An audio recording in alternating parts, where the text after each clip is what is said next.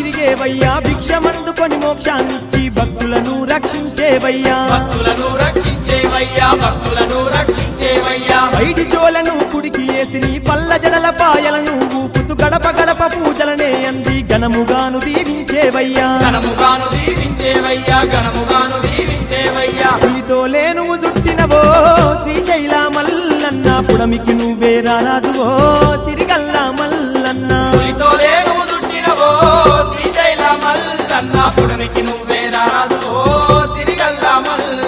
కొండ కోనల్లున్నావో